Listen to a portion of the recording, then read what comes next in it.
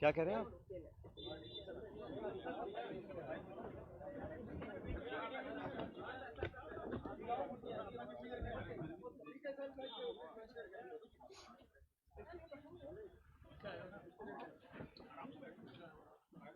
नमस्कार साथियों। मेरी आवाज आ रही है पीछे तक? माइक है क्या? अब दे दो माइक। वो तो ले आओ। मैं थोड़ा जोर से बोलता हूँ फिर आवाज आ जाएगी। धन्यवाद साथियों। आप सब यहाँ पर आए। सबसे पहले तो आप जानते हैं कि कल शाम को कर्नाटक राज्य में प्रचार समाप्त हुआ है और कल यानी 10 तारीख को वहाँ पर मतदान है। कर्नाटक में जो इलेक्शन कैंपेन हुआ और जो रुझान सामने आ रहे हैं उसे देखकर स्पष्ट है कि वहाँ जनता बदलाव चाहती है और वहाँ की भाजपा सरकार भ्रष्टाचार में पूरी तरह लिप्त थी और हमारी पार्टी का नेताओं का जो धुआंधार प्रचार हुआ उसको देखकर ये बात बिल्कुल क्लियर है कि वहाँ कांग्रेस पार्टी 13 तारीख को जब मतगणना होगी तो बहुत भारी बहुमत के साथ वहाँ पे सरकार हम लोग बनाएंगे। कर्नाटक के चुनाव बहुत महत्वपूर्ण हैं क्योंकि यहाँ पर एक तरह से डायरेक्ट फाइट भाजपा कांग्रेस की है और बीजेपी ने पूरी ताकत के साथ वहाँ कैंपेन किया। प्रधानमंत्री, गृह मंत्री, सब नेता छोटे बड़े वहाँ गए, लेकिन जो मुद्दे थे उसको कांग्रेस ने उठाया और मैं समझता हूँ कि वहाँ पर अब तक का जो बहुमत हमको नहीं मिला उससे ज़्यादा बहुमत कांग्रेस पार्टी को कर्नाटक में मिलेगा। इस प्रचार में, इलेक्शन कैंपेन में जिस प्रकार के शब्दों का प्रयोग हुआ और ख़ासकर हमारे राष्ट्रीय अध्यक्ष खारगे साहब के को धमकी दी गई उनको, उनके परिवार को जान से मारने की, उस पर भी केंद्र सरकार, राज्य सरकार ने कोई पुख्ता कदम नहीं उठाए। तो ये एक निम्न स्तर की राजनीति है और इसका हम सबको खंडन करना चाहिए। मैं कड़े शब्दों में इस प्रकार की वारदातों की निंदा करता हूं और उम्मीद करता था कि भाजपा के लोग इस प्रकार का पक्षपात रवैया नहीं अपनाएंगे और खारगे साहब जी को जो धमकी मिली वो एक तरह से बौखलाहट का परिचय था। साथियों, आप ये भी जानते हैं कि एक बात तो और स्पष्ट हो गई है। सामान्य मुख्यमंत्री जी का भाषण परसों धौलपुर में हुआ और उस भाषण को सुनने के बाद मुझे ऐसा लगता है कि सामान्य मुख्यमंत्री जी की नेता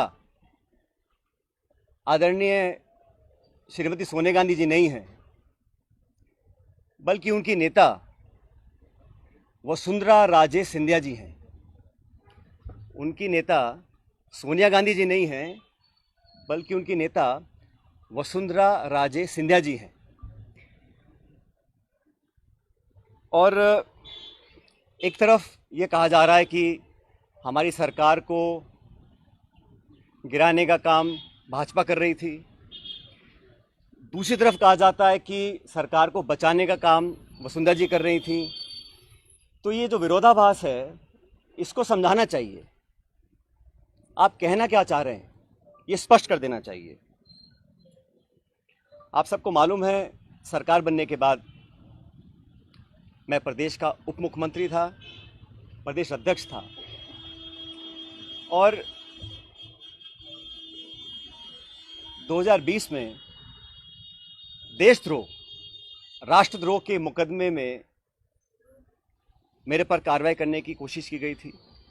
अनेक ऐसे प्रकरण हुए और हम सब लोग, और मैं स्पष्ट करना चाहता हूं कि मैं और हमारे कुछ साथी सरकार में नेतृत्व परिवर्तन चाहते थे।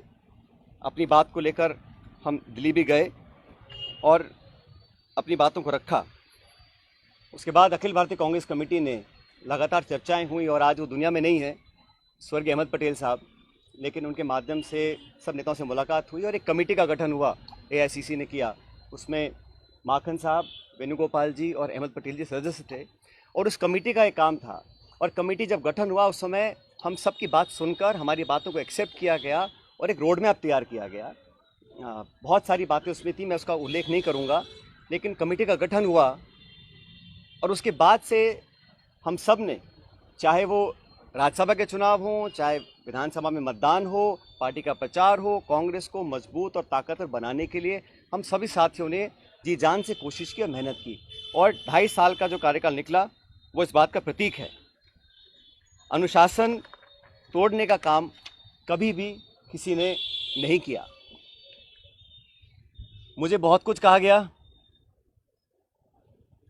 कोरोना, गद्दार, निकम्मा आदि, और जो ये आरोप परसों लगाए गए, ये 2.5 साल से मैं आरोप सुन रहा था। लेकिन हम अपनी पार्टी को और सरकार की छवि को नुकसान नहीं पहुंचाना चाहते थे।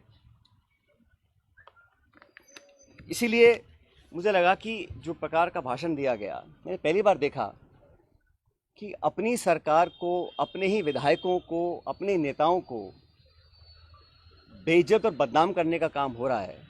कांग्रेस के विधायकों को तो बदनाम करने का काम हो रहा है और भाजपा के नेताओं का गुणगान हो रहा है। ये समझ से परे है। इस प्रकार का जो काम हुआ वो बड़ा गलत है। और हम सब लोग जो दिल्ली में गए थे अपनी बात को रखने के लिए, किन लोगों पर आरोप लगाए जा रहे हैं? ऐसे लोग जो पब्लिक लाइफ में 30, 40, 45 साल से हैं। 3 दिन पहले मैं बाड़मेर में था। सम्मानीय हेमाराम जी 1980 से विधायक हैं। उनकी क्या छवि है, मतदाता, पब्लिक, उनके क्षेत्र के लोग उनको अच्छी तरह जानते हैं, उनकी क्या क्रेडिबिलिटी है और क्या पब्लिक लाइफ में उनका अब तक का इतिहास रहा। ओला साहब, जिनके स्वर्गीय पिताजी 1957 से चुनाव लड़ रहे हैं, बड़े बड़े पदों पर रहे, और हेमाराम जी ने तो अपने नौजवान बेटे की मौत में और याद में एक छात्रावास बनाया है। 100 करोड़ की ज़मीन तो उनकी बाड़मेर में, निजी ज़मीन को उन्होंने दान किया समाज के लिए, लोगों के लिए। पैसा इकट्ठा कर 22 करोड़ का एक हॉस्टल बनाया 150 बच्चों के लिए, गरीब बच्चों के पढ़ने के लिए। इन सब लोगों पर इस प्रकार के आरोप लगा देना, मैं समझता हूँ बहुत गलत है, बहुत निंदनीय है, और मैं सिरे से इन बेबुनियाद और झूठे आरोपों को नकारता हूँ। बहुत से साथियों को मंत्री बनाया इस सरकार के अंदर, बड़े बड़े पद दिए गए, कोई चेयरमैन है, कोई कॉर्पोरेशन में मेंबर है, कोई पार्टी के पदों पर बैठे हैं। 3 साल हो गए। ऐसे लोग जो पब्लिक लाइफ में रहे, जिन्होंने अपना नाम कमाया, जिनकी एक साख है, उन पे आरोप लगा देना कि आप चंद रुपए में बिक गए, मैं इसको बहुत गलत मानता हूं। और 3 साल से कोई कार्रवाई आपने नहीं करी, ये बहुत बड़ा सवाल उठता है।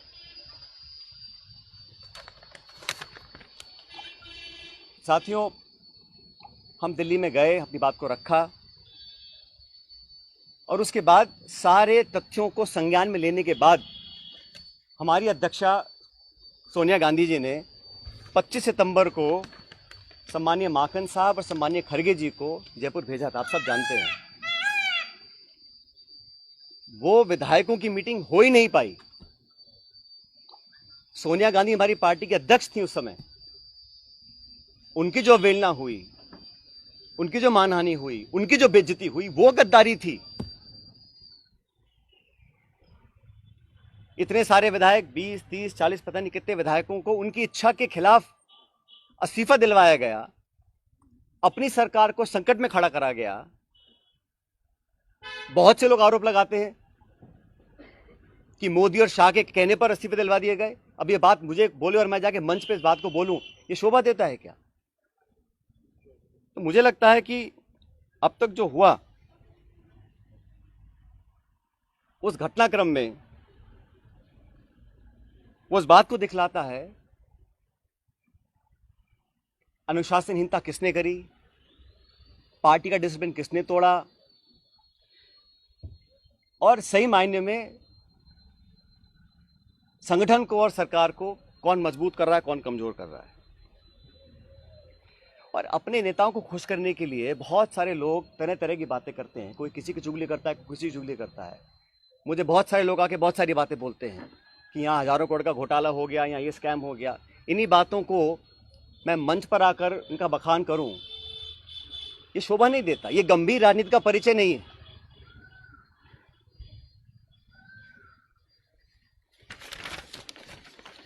इसीलिए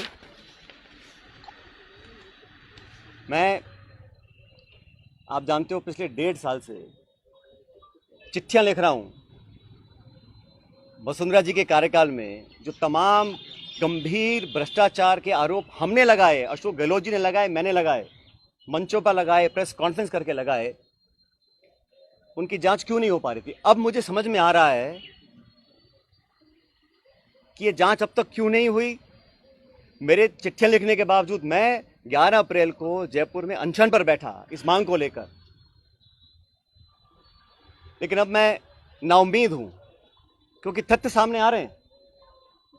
कार्रवाई क्यों नहीं हुई और क्यों नहीं होगी, ये बात भी स्पष्ट हो चुकी है। इसलिए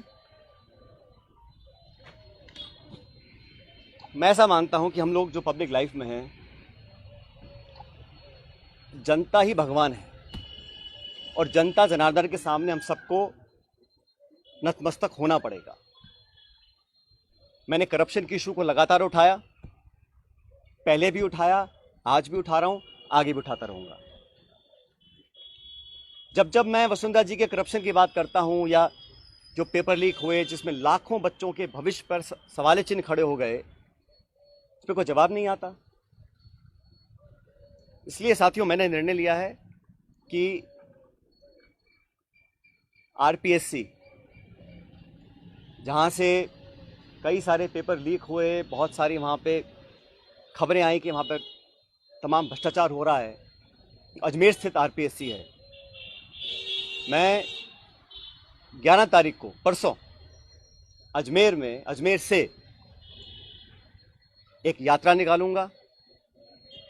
जनता के बीच जाकर जनता की आवाज़ सुनेंगे, जनता के मुद्दों को उठाएंगे और जैसा मैंने शुरू में कहा, जनता जनार्दन है, तो जनता के बीच जाना हम सबका दायित्व बनता है। और जो करप्शन के इश्यूज़ हैं, जो नौजवानों के इश्यूज़ हैं, जो पेपर लीक और पेपर कैंसिल के और नौजवानों के हितों से जुड़े मुद्दे हैं, उनको उठाकर मैं एक जन संघर्ष यात्रा निकालने जा रहा हूं, जो 11 तारीख को शुरू होगी अजमेर से और जयपुर की तरफ हम लोग आएंगे। लगभग 125 किलोमीटर की यात्रा है। जन संघर्ष यात्रा लोगों के हितों के लिए, करप्शन के खिलाफ, नौजवानों के संरक्षण के लिए। उनकी आवाज़ को हम सुनेंगे, उनकी आवाज़ को बुलंद करेंगे और मैं समझता हूं कि सही निर्णय तब लिए जाएंगे जब जनता का पूरा हमारा साथ होगा, जनता का पूरा प्रेशर होगा। पद यात्रा है, जन संघर्ष पद यात्रा 11 मई को मैं अजमेर से शुरू करूंगा और हम जयपुर आएंगे। लगभग 5 दिन का समय इस यात्रा में लगेगा। जैसे मैंने कहा, ये यात्रा किसी के विरोध में ना होकर करप्शन के विरोध में है, नौजवानों के पक्ष में है। जो तमाम जनता में आज मुद्दे हैं, जिन इशूज़ को लेकर हम राजनीति करते हैं, जिन इशू पर मैं हमेशा अपनी बात रखता आया हूं, उनके बीच जाकर, उनकी बात सुनकर, उनकी आवाज़ बनने की हम लोग कोशिश करेंगे। और ये अभियान शुरू होगा 11 तारीख को। ये पायलट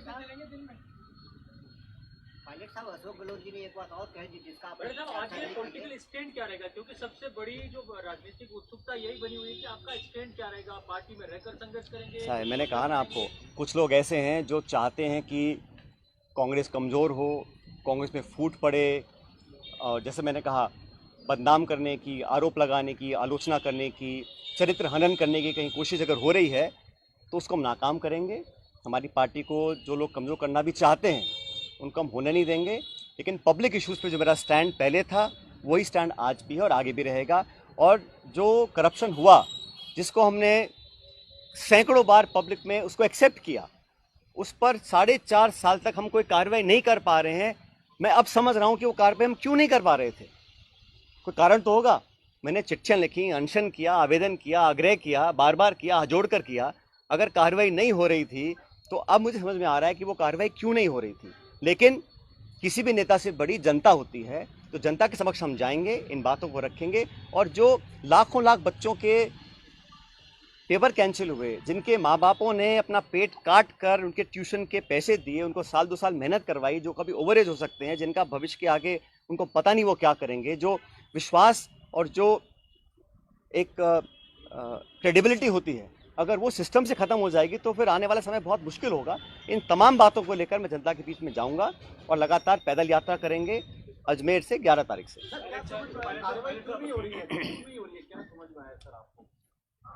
मैंने कहा ना, मैंने जो धौलपुर का भाषण सुना माननीय मुख्यमंत्री जी का, उसको सुनने के बाद अब मैं समझ गया हूं कि वो कार्रवाई अब तक क्यों नहीं हुई और मेरे तमाम आग्रह करने के बाद भी क्यों नहीं हो रही। मैं समझ गया क्यों नहीं हो रही है। वो कह तो रहा हूं मैं आपको।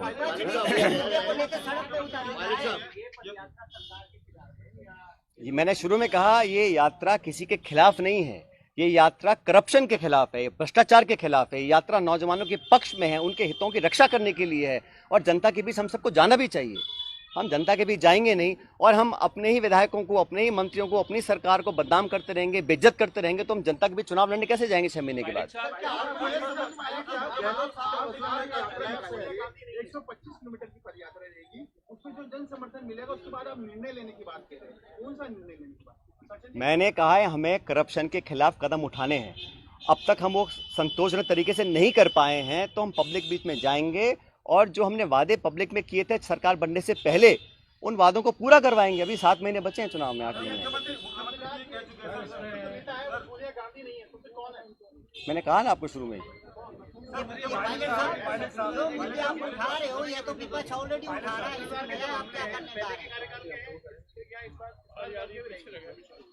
भाई करप्शन तो कहीं पर भी हो, उसके विरुद्ध हम, चाहे वो कांग्रेस पार्टी हो, हमारी सरकार हो, हम तो खुद ही कह चुके हैं कि हमारी 0 टॉलरेंस है करप्शन के खिलाफ। तो उस पर हमें खरा उतरना है। और जो मुद्दे संज्ञान में आए थे, मैंने पूरा लिस्ट पिछली बार आपको किया था, उनमें से कहीं कहाँ कार्रवाई हुई है।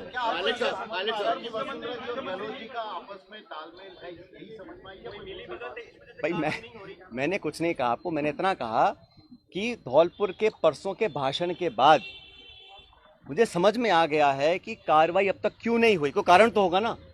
जिस बात को मैं 5 साल लगातार बोल रहा हूँ, सरकार में आने के बाद नहीं कर रहा हूँ, तो क्या कारण थे?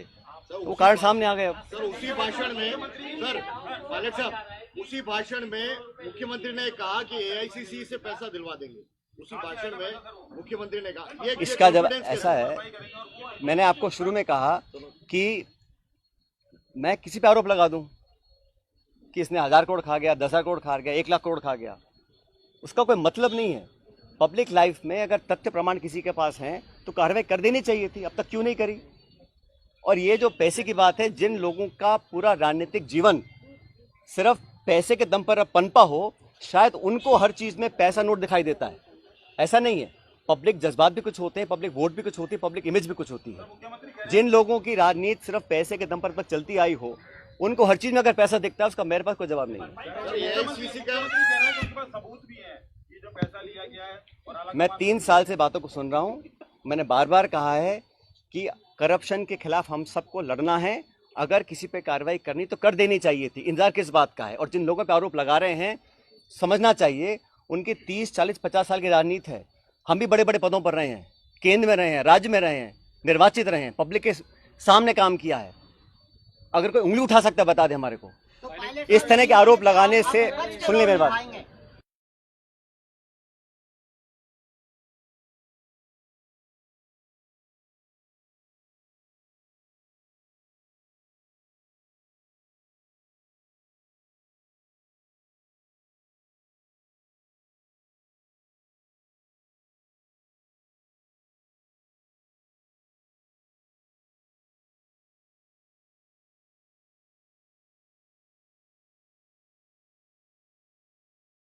अरे मैं कह रहा हूं, किसी को किसी भी करप्शन के चार्ज कहीं किसी पर भी हो, अगर तथ्य हो तो कार्रवाई कर देनी चाहिए। अब तक क्यों नहीं करी कार्रवाई किसी ने भी?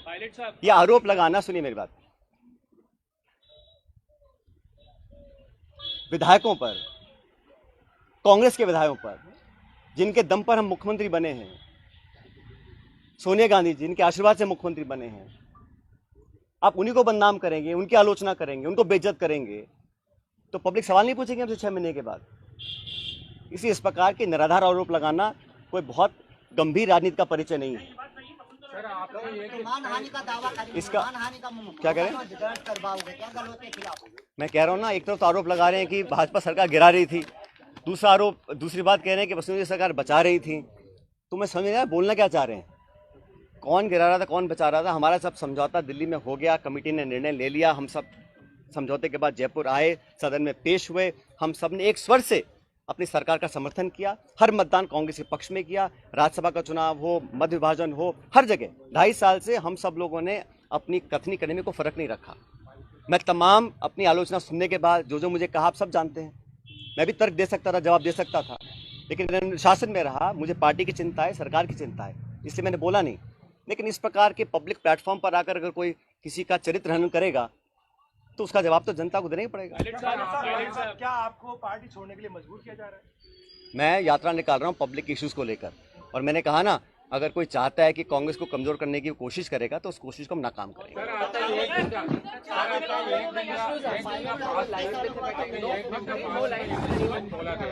अभी आपने ये यात्रा निकाल रहे हैं, उसको कैसे पार्टी देगा?